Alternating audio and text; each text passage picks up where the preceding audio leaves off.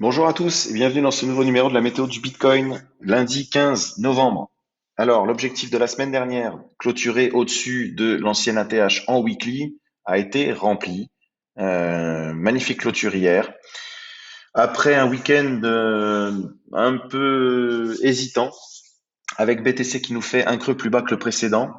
Euh, Mouvement de retracement, mais léger. On aurait pu s'attendre à plus. On est allé chercher les zones que nous avions évoquées et les supports ont tenu. Donc c'est techniquement très propre. Et puis hier soir, hier en fin d'après-midi, les Bulls ont repris la main sur le mouvement et ont lancé un assaut pour aller clôturer au-dessus de l'ATH. Donc maintenant, cet ATH qui nous servait de résistance, euh, est devenu ou va devenir support, hein, allons-nous le retester durant la semaine? On ne sait pas, on va voir. En tout cas, ce qu'il faut noter maintenant, c'est nos targets d'extension. On voit que les 1,13 ont été travaillés à l'instant ce matin. On vient d'aller les chercher, donc les 1,13 au 66 315. Également, nos 1 d'extension avaient été travaillés en résistance et en support. Donc, vous voyez que ces niveaux sont importants à garder sur votre chart.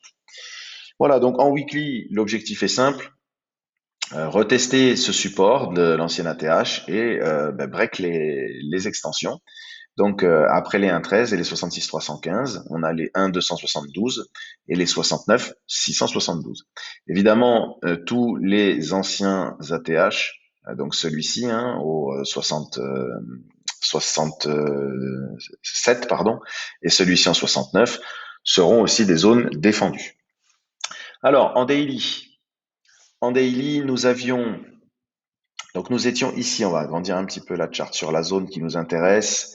Voilà, donc au dernier brief de vendredi, nous étions sur cette bougie-là, posée sur notre ATH au 64 850 et posée sur nos 38,2. Je vous avais dit attention, si on perd les 38,2, tant qu'on reste au-dessus des 38,2, on peut pousser. Si on perd les 38,2, on ira certainement retourner dans la zone située entre les 61,8 et les 78,6. C'est ce qui a été fait. On a perdu les 38,2, on a perdu le dernier creux. Là, on a eu un petit moment, pardon, pas de panique, mais en disant attention, il y a un mouvement baissier qui se met en place. Bon, mouvement baissier rapide, on est venu juste mécher pour aller chercher la zone et chercher les stops qui étaient sous ce niveau des derniers creux. Voilà. Intéressant à noter, c'est que depuis le 1er octobre, donc depuis cet énorme W là qui avait repris la tendance haussière, relancé la tendance haussière. Donc on est repassé au-dessus de notre Kijun et depuis un mois et demi maintenant, puisque nous sommes le 15 novembre, nous n'avons jamais clôturé en dessous. Donc cette Kijun est très importante. Elle est, elle fait office de support très important et elle est en aplat au 63 400. Donc à chaque fois qu'on revient sur les 63 400, euh, on a un niveau intéressant de support. Voilà. On a repris donc notre Tenkan. Le cours évolue une nouvelle fois au-dessus de la Tenkan, au-dessus de la Kijun. Voilà, c'est techniquement et d'un point de vue Ishimoku, c'est très propre. On a notre Tenkan qui se remet vers le nord, donc c'est parfait. Voilà. Alors maintenant, les deux niveaux à surveiller en daily vers le nord, eh bien, ce sont nos deux niveaux pivots que nous avions déjà identifiés. Je vous remets l'indicateur. Voilà, donc ce niveau pivot, bien sûr, et celui-ci, voilà, qui forme bien une zone de résistance. On le voit bien, hein, le cours tente de break, mais ça passe pas. Donc c'est le niveau des 65 787 et des 66 056. Évidemment, comme en weekly, hein, on voit que les 1,13, eh bien, pour l'instant, la target d'extension est rejetée. Voilà, donc les trois niveaux à surveiller, ce sont ceux-là. Je répète, 65 787, 66 056 et 66 315. OK? En support. En support daily, donc nous avons notre Tenkan, nous avons notre ATH qui pourrait tout à fait, enfin l'ancienne ATH hein, du 14 avril 2020, donc qui pourrait être retestée bien sûr. Et puis nous avons cette zone aussi, hein, cette zone importante. Je vais retirer les pivots pour faciliter la lecture. Cette zone toujours aussi importante qui comprend donc les niveaux des 63 800. une zone dont on a extrêmement parlé. À chaque fois qu'on revient dedans ou qu'on vient mécher en dessous, c'est racheté. Toute cette zone est rachetée. On voit également que notre pivot weekly des 63 est tenu et ça, c'est une bonne chose. Attention, cela dit, on ne peut pas écarter ce scénario. Je passe vite parce qu'on a pas mal de choses à voir ce matin, mais on peut ne pas écarter ce scénario d'un creux, enfin d'un sommet, pardon. Là, on a break le dernier creux, donc on a un nouveau creux ici, on repart à la hausse, on n'arrive pas à faire de nouveaux sommets, et puis, eh bien, on vient break ce dernier creux et faire un mouvement baissier, donc mettre en place une structure en M si on break ce niveau. Donc, on va le noter sur nos charts. Il faut faire attention en cas de retour sur les, donc je le note ici, sur les 60, tac, il est là, 62, 278. Celui-ci, on n'en a plus besoin, il a été break. Donc voilà, les 62, 278 à surveiller. Si éventuellement les vendeurs arrivent à remettre en place un mouvement baissier. Pour le moment, c'est pas le cas du tout. Bon, je vais juste laisser ce niveau sur la chart daily. Hop là, voilà, voilà, en orange. En H4. Donc en H4, pareil. Donc nous avions dessiné notre box de rachat dans le cas où il y aurait un mouvement baissier. On voit que nous sommes venus, suite à la perte de ce niveau, hein, nous sommes venus mécher en plein dedans. Donc là, il y avait une belle zone à reprendre avec notre niveau de support hein, identifié hein, des 62 400. On est venu dessus et ça a racheté. Donc on a eu un très très beau rachat. Euh, voilà, donc maintenant, quels sont nos targets sur ce retracement? Eh bien, on va aller le voir en H1. Je vous propose de voir ce Fibonacci en H1. Euh, En H4, quoi de plus à dire? Ben, on travaille les mêmes niveaux, on repasse au-dessus de notre nuage, donc c'est une bonne chose. Après ce cross beer, on a eu un cross bull, donc intéressant, hein, avec une divergence, donc une divergence haussière, pardon, ici. Voilà, donc une divergence qui a été ici confirmée. Voilà, hein, une divergence haussière, j'ai enlevé ça. Donc, qui a permis aux vendeurs de reprendre la main et de porter le mouvement d'hier. On a un RSI qui se porte bien, un MACD qui se porte bien. Pour le moment en H4, l'enjeu il est clair et il est simple. On est au-dessus de la Kijun, au-dessus de la Tenkan. La Kijun à cross bull, la Tenkan pardon, la verte à cross bull la Kijun. Pour le moment, tout va bien. On a ici en H4 un niveau de support important. Hein, c'est un plat de Kijun, donc au 65 600. Niveau de support qui est défendu. On voit que les bougies ici tiennent ce niveau-là. Donc voilà, à noter également sur les charts. Alors, qu'est-ce qu'on peut attendre de ce mouvement et jusqu'où ce mouvement peut être porté? Ah oui, c'est ça que je voulais vous montrer également. On voit hein, que notre pivot weekly, donc les 63 000, sont vraiment bien défendus. On est venu une fois dessus lors de ce mouvement, ça a été racheté. On est revenu, on n'a pas eu de clôture en dessous. Même si on vient mécher un petit peu en dessous, c'est pour aller chercher liquidité, mais en tout cas, il n'y a pas de clôture sous ces 63 000. Donc les 63 000 pivots weekly forment un niveau de support très important sur le mouvement qu'on a actuellement. J'ai envie de vous dire les 63 000 et les 63 800. Dès qu'on revient dans la zone entre les 63 000 et les 63 800, on a systématiquement les vendeurs qui se remanifestent. Donc est-ce la nouvelle zone support importante? Il y a de fortes chances. Alors au niveau des indicateurs techniques, j'ai rien noté de spécial, hein, donc hormis cette divergence dont je viens de vous parler, pardon. Mais là, voilà, on est sur un momentum acheteur.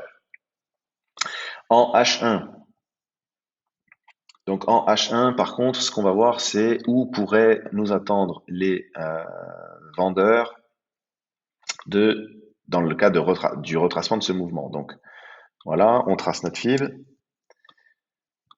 et on va identifier nos box. Donc, je précise, donc ce mouvement baissier, donc depuis le point haut jusqu'au point bas, donc on est en train de retracer ce mouvement et on voit qu'on ne s'est pas arrêté nulle part non plus, on s'est arrêté sur les 0,618. Donc la zone visée, la zone défendue, pardon, qui va être défendue par les vendeurs, ça va être cette zone. Donc située entre les 66 457 et les 67 594. D'accord? Donc les acheteurs vont pousser le cours et ici, il faudra faire attention à ce que les vendeurs ne renversent pas la situation pour qu'on ait pas un mouvement comme celui-ci. Donc, en daily, je vous l'ai montré tout à l'heure, mais on va l'identifier aussi en H1. Donc, un mouvement haussier, ici un creux, ici une reprise haussière, mais on n'arrive pas à faire un nouveau sommet au-delà des 69 000 et on est rejeté dans cette zone. On repart à la baisse, on break le niveau des 0, enfin des 62 278 et on repart à la baisse. Et ça, c'est un énorme double top que je vous ai dessiné en daily. C'est un scénario à prendre en considération. C'est pas forcément celui qui va se produire, mais en tout cas, il faut l'avoir en tête. Il faut l'avoir en tête et donc il faut faire attention à l'approche de cette zone. Ok. Bon, le cours ici évidemment ralentit puisqu'on a nos deux niveaux importants. On a également, donc je voulais vous montrer ça. On a ici une zone dure sur le cours, sur laquelle le cours rejette pour le moment, hein. Cette zone dure, c'est un aplat de Kijun avec un aplat de Kumo. Donc ici, on a une forte zone en termes d'Ishimoku, une forte zone de résistance aux 65 900. Les 65 900, c'est la zone à passer en H4 pour aller tenter de regagner la zone, donc cette zone, et au moins d'aller peut-être chercher les 67 000, donc l'ATH du 20 octobre, qui là aussi formera, enfin, sera un niveau de résistance important. On voit par contre qu'on a ici aussi notre niveau pivot donc en horaire, hein, au 65 600 pardon, en gros. Et puis, vous voyez que ces niveaux pivots sont toujours extrêmement bien travaillés, hein. Celui-ci, vous voyez, voilà, en termes de support, en termes de résistance, ça break, ça va chercher le niveau au-dessus. Tout ça, techniquement, est très très propre. Donc là, ce qu'on doit faire, eh bien, on a un mouvement haussier, donc avec un creux ici, un sommet ici, un creux ici, un sommet ici. Donc on est bien dans une structure ascendante, hein, on est d'accord. Hop, hop. Non, pardon, je me suis un petit peu enflammé. Euh, hop, voilà. Ici le creux, ici le sommet. Eh bien maintenant, on va voir si effectivement on monte tout droit ou sinon si on fait un nouveau creux, il faudra qu'il soit pas en dessous du dernier. Donc sur votre charte H4, vous notez ce creux ici. Voilà. Et voilà, ce qu'il faut c'est tenir en H4 les 65 244. Et tant qu'on tient ces 65 244, on est dans une construction de creux et sommet ascendant. Voilà, le niveau également, là, les 66 000, ce pivot daily est un petit peu difficile à voir sur cette clôture H4. Donc, il nous reste 7 minutes, on pourra peut-être la vivre ensemble, à voir si on arrive à break ou pas notre niveau H4, je regardais le temps, notre niveau daily, pardon, au 66 056. Ok, on avance un petit peu. Donc, je voulais vous montrer Atom. Pourquoi Atom? Alors parce que Atom, on est dans, selon nous, une asset qui a de fortes chances de repartir dans un mouvement haussier important. Alors plusieurs choses. On a ici une divergence qui n'est pas encore confirmée, mais presque. On a une énorme divergence haussière en daily. On a ici une divergence également sur le RSI avec un cross-bull daily RSI qui va certainement se produire. Voilà, on a une structure de prix qui est très intéressante également. Alors en termes d'indicateurs, on est bien. On a une structure de prix qui est très chouette. Pourquoi? Parce que on va agrandir ça. On a fait un mouvement haussier, bien sûr, mouvement haussier, Et sur ce mouvement aussi, en fait, qu'est-ce qu'on fait? On tient déjà une zone de support qui est très importante, donc cette zone en violette qui est située entre les 30,30 et les 31,88 en gros. Et surtout, on tient nos 38,2. On n'a eu aucune clôture en dessous des 38,2. On est venu mécher un peu en dessous, mais aucune clôture au-dessus des 38,2. On est en train de reprendre notre pivot daily, si évidemment ça continue comme ça, donc au 32,90, c'est un niveau important, et également notre Tenkan Nishimoku qui bloque le cours depuis le mouvement baissier qu'on a eu ici, qui avait endommagé un peu la structure magnifique qu'on avait sur Atom. Cela dit, on tient nos supports, on tient nos zones et on tient nos 38,2. Donc en toute logique, Atom est prêt à accélérer et à revenir faire de nouveaux sommets. Euh, Évidemment, si BTC ne vient pas gâcher la fête. En tout cas, Atom ici nous dessine, on le voit, hein, nous dessine des W daily sur support. C'est très intéressant. Donc objectif vraiment, puisque depuis en fait 1, 2, 3, 4, 5, depuis presque ouais, depuis 5, 6 jours, Atom n'arrive pas à reprendre sa Tenkan. Donc le niveau très important à reprendre, c'est les 33,15. Une clôture daily au-dessus des 33,15 nous permettrait d'aller chercher les niveaux et targets qui sont inscrits sur la charte. Hop là, je fais juste ça. Je vous montre quand même les targets d'extension sur Atom. Voilà, ça peut pousser. On a les 1, les 1,618. Atom est un projet intéressant. On a ici une belle phase de consolidation avant certainement un éclatement à la hausse. Je voulais vous montrer également EOS. EOS, ça fait un petit moment qu'on en parle, on l'a déjà présenté. Pour nous, EOS est à plat depuis mai, depuis le dump, et il se structure. On est dans une grosse zone de consolidation. C'est intéressant. On voit effectivement aussi qu'on compresse au niveau du MACD. Le RSI est bien orienté. On voit qu'Atom a tout pour partir. Il est en retard, donc pourquoi pas se positionner dessus. Pour nous, c'est chose faite. Le top départ, on l'a dit, ce serait la sortie de Kumo et la reprise de la MA200. La sortie de Kumo, son Kumo est au 5 $. La MA200 est au 5,12. Et ensuite, voilà, nous avons ici toutes nos targets, nos différents niveaux sur lesquels nous viendrons surveiller EOS. Mais il a tout pour nous faire un beau mouvement. Je voulais également vous présenter, vous montrer DAO. Donc DAO, c'est une asset qu'on affectionne particulièrement dans la communauté. Je vous invite à nous y rejoindre pour en parler un peu plus dans le détail. Mais DAO était dans une grosse zone d'accumulation. C'est un projet qui est très intéressant. On a eu un premier breakout, un faux breakout, puis retest d'une trend qui bloquait en fait le cours depuis un petit moment. Et puis là, DAO part. DAO est en train de break des zones importantes. Le prochain niveau sur lequel on l'attend, eh bien, c'est les 38,2 de retracement de tout ce mouvement baissier, donc les 4,16.